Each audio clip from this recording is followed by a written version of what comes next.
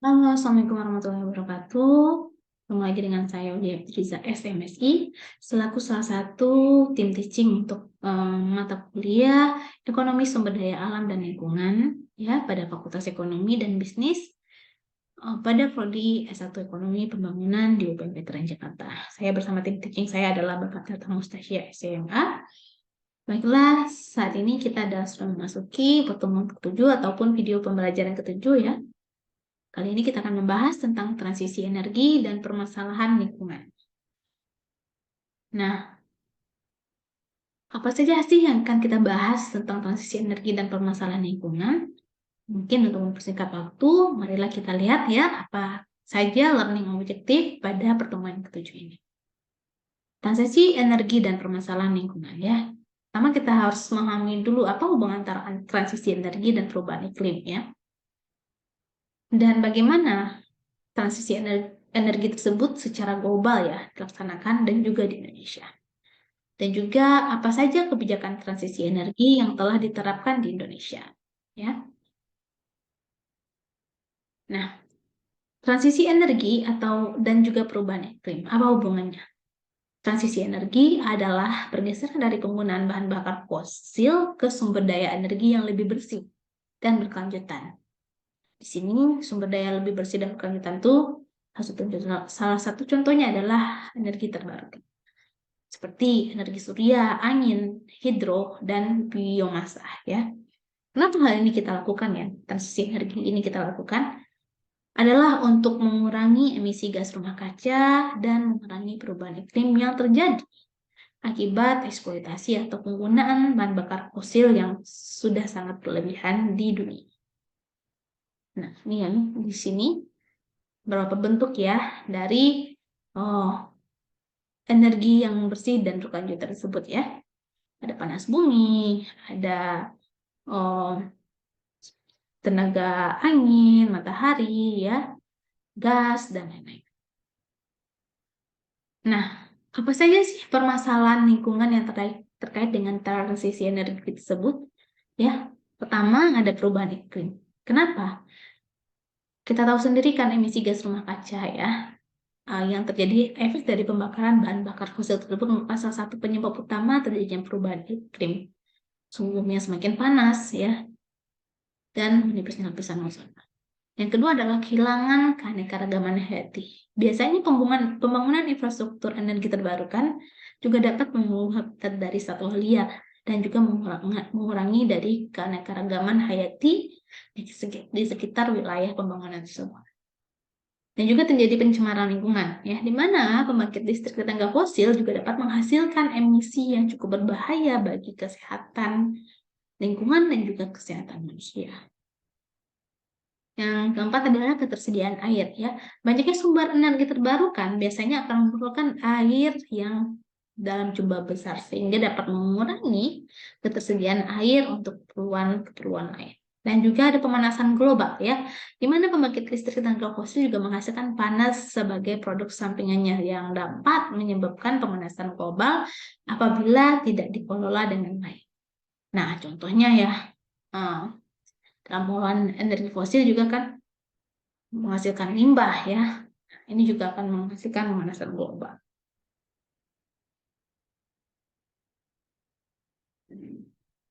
Lalu apa saja tantangan dalam menghadapi transisi energi tersebut ya?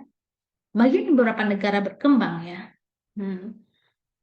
banyak hal yang harus dipersiapkan untuk menghadapi transisi energi ini. Pertama dari sisi infrastruktur ya. Seperti yang kita tahu, untuk menggunakan sumber daya energi yang lebih bersih ya, kita memerlukan infrastruktur yang baru, yang teknologi yang canggih ya. Hal ini juga termasuk pembangunan pembangkit listrik ya, dan juga jaringan distribusi energi yang dapat menangani jenis energi yang berbeda. Lalu biaya yang besar ya, investasi yang besar. Perubahan dari sumber energi yang lebih bersih seringkali membutuhkan investasi yang sangat besar ya. Contohnya, pembangkit listrik tenaga surya memerlukan panel surya yang punya teknologi tinggi dan yang cukup mahal, dan dalam pemasangannya juga cukup rumit biasanya. Dan ketergantungan pada teknologi. Teknologi itu merupakan sumber energi yang lebih bersih ya, dan berkelanjutan yang masih dalam tahap pengembangan. Dan seringkali tidak terbukti efektif atau seefisien sebagai sumber energi fosil yang ada saat ini.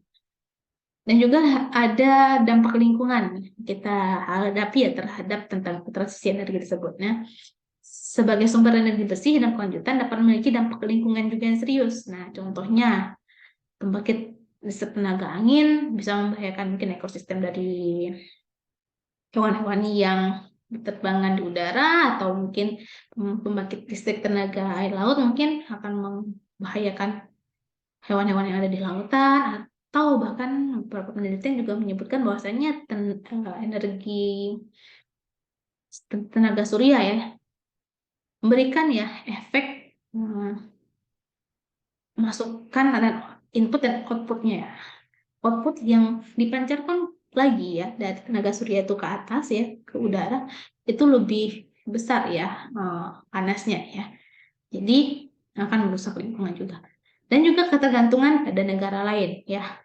Bagi negara berkembang ya, banyak sumber energi bersih yang berkelanjutan yang masih diproduksi di negara lain. Sehingga kita masih membutuhkan ya bantuan dari negara-negara maju ya untuk dukungan dari sisi infrastruktur, teknologi, ataupun juga sumber daya manusia. Jadi, maka dari itu negara berkembang masih bergantung kepada negara lain dalam hal pengelolaan energi terbarukan.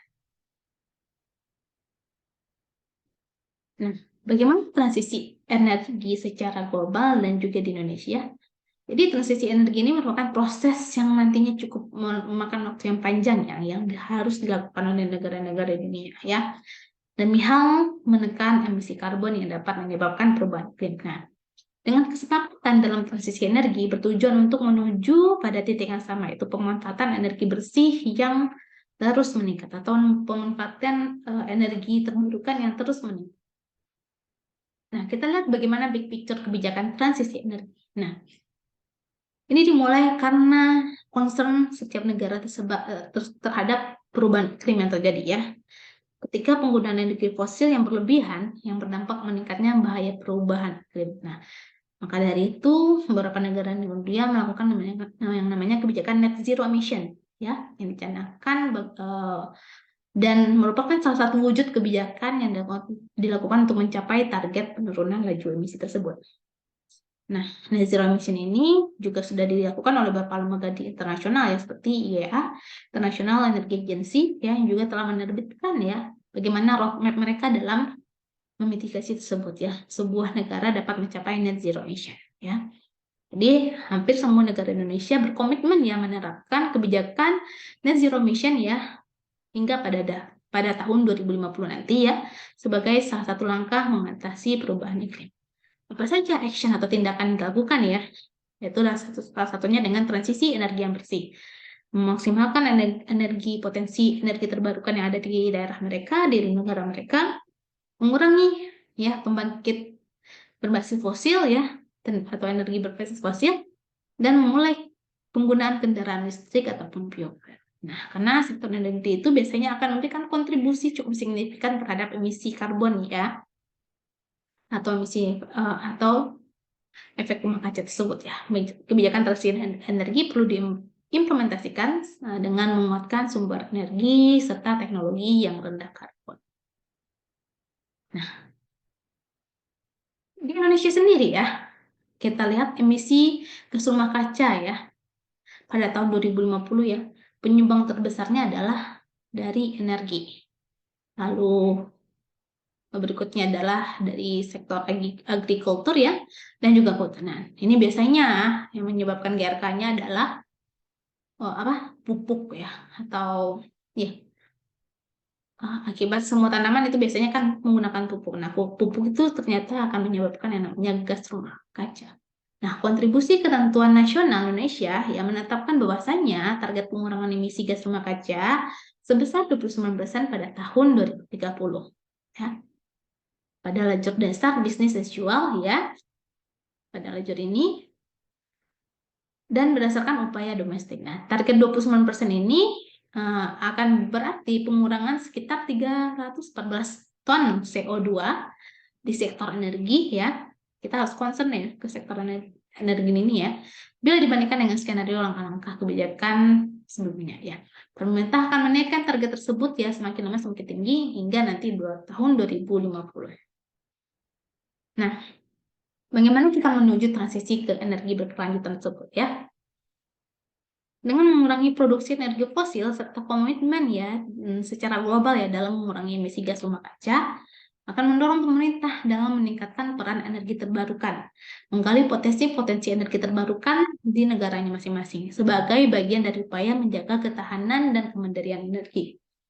Nah, sesuai dengan kebijakan energi nasional, target bauran dari EBT pada tahun 2025 paling sedikit 23% ya kita hanya menggunakan energi fosil. Ya. Paling sedikit kita harus menggunakan EBT itu 23% dan target pada 2050 kita harus menggunakan 31% untuk EBT ya. Untuk mencapai target tersebut Indonesia bisa memanfaatkan potensi yang ada ya. Contohnya yang ada di Indonesia adalah EBT itu adalah ada sinar matahari, angin, tenaga air, biomasa, biogas, sampah, dan panas bumi. Nah, sumber energi tersebut bisa dimanfaatkan secara optimal untuk pembangkit tenaga listrik ya. Potensi panas bumi itu berlokasi ya di sepanjang Pulau Sumatera dan juga di Pulau Jawa, Bali, dan Lombok. Hampir seluruh Indonesia punya potensi panas bumi. Sementara tenaga air tersebar juga dari wilayah Sumatera, Kalimantan, Sulawesi, dan hingga Papua. Jadi Indonesia punya potensi EBT yang sangat besar ya. Kita lihat ya, ini tadi target bauran energi pembangkit listrik ya. Dari 2025 hingga 2050 ya. Paling sedikit di 2025 kita menggunakan 23% EBT ya. Dan di 2050 kita menggunakan paling sedikit 31% EBT ya. Kita abaikan ini dulu ya. Yang bumi, gas, dan batubara. Nah, kenyataannya saat ini kita masih menggunakan hanya sekitar 14% EBT ya. Dan kita masih fokus kepada konsen pada gas, minyak, dan batu bara. Batu bara menjadi sumber energi utama ya.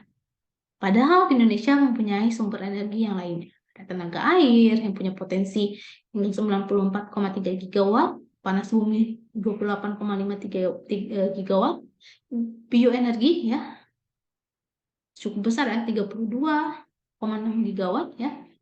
Nah, apalagi tenaga surya ya 207, tenaga angin dan juga energi laut. Lalu maka dari itu dilaksanakanlah juga kebijakan transisi energi khususnya di Indonesia dengan arah kebijakan energi nasional sesuai dengan peraturan nomor 79 tahun 2014. Dengan tersedianya energi untuk kebutuhan nasional, prioritas pengembangan energi, pemanfaatan sumber energi nasional, dan juga cadangan energi nasional.